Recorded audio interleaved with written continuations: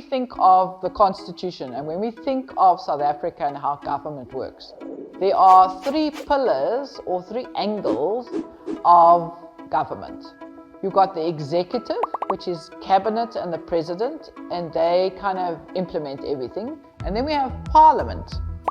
Parliament is supposed to represent the people and to hold the executive to account for the money that they are spending and the actions that they do. And then you have the judiciary, which is the courts, which is where you go when neither of the other two are working, and that's like the final space where the courts will tell you this is what the Constitution says, and the Constitution is the highest law in the land. So it's like a triangle, and at the three corners you've got that balance between the executive, parliament, and the judiciary.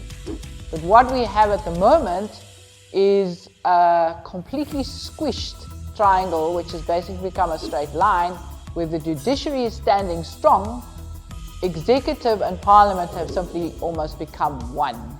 So we need to pull apart the executive and parliament to make parliament strong and able to hold that executive to account, and that way we can try and overcome the wasteful and mismanagement of funds which government is busy with.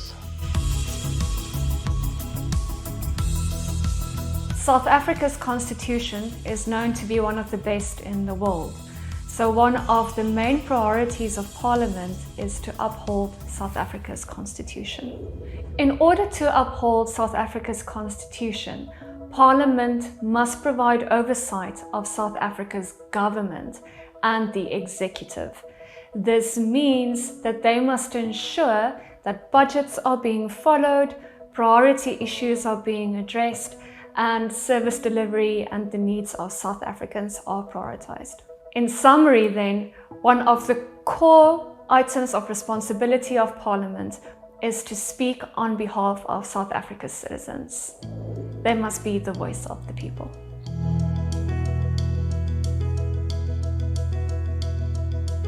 From a transparency perspective, Parliament is acting in secret. We are seeing members of Parliament, we don't know what information they're being given.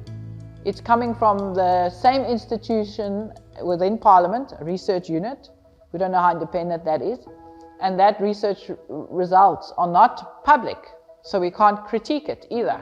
So what we are sitting with is a Parliament that has failed from an institutional point of view. What we have is a party system, which is the political parties decide on a list, like who's their favorite down to their least favorite. So the most votes equals the most seats in Parliament. So you as a voter, you can only vote for the party, but you have no direct say over the person who's going to be in Parliament supposedly representing you. The political parties are being favored above the Constitution. They don't engage with the public. They serve their own interest in Parliament, in their leadership positions. And you see this by the lack of participation, or there is participation, but people's concerns are not taken into consideration.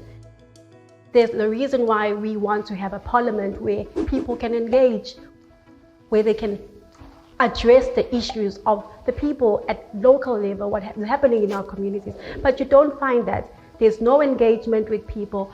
They're not representing the needs of our people. So they are far removed from the situation that is happening at the ground. I don't know how many people watching this video would even know where their Member of Parliament is, or how to contact them, or even where to go to look for that information. I think we have this perception that Parliament is untouchable gods, and I think there's also a lack of understanding from citizens the role of Parliament. What is important, as much as we emphasize in the role of Parliament, it's also very important to start emphasizing that people engage with Parliament. In order to fix the number of structural issues we have identified with Parliament, OUTA strongly motivates that Parliament prioritizes public education. Parliament should also improve public engagement. This is done by a number of ways. The public can submit queries to Parliament. they can actually attend and view parliamentary meetings, and they can directly contact their local members of parliament.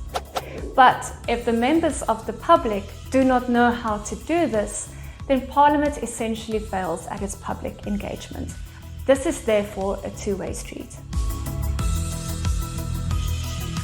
The Organisation Undoing Tax Abuse firmly believes in the promotion of access to information. That is why it is so crucially important for Parliament to ensure that all its doings, its happenings and publications are open and accessible for the public to view and interact with.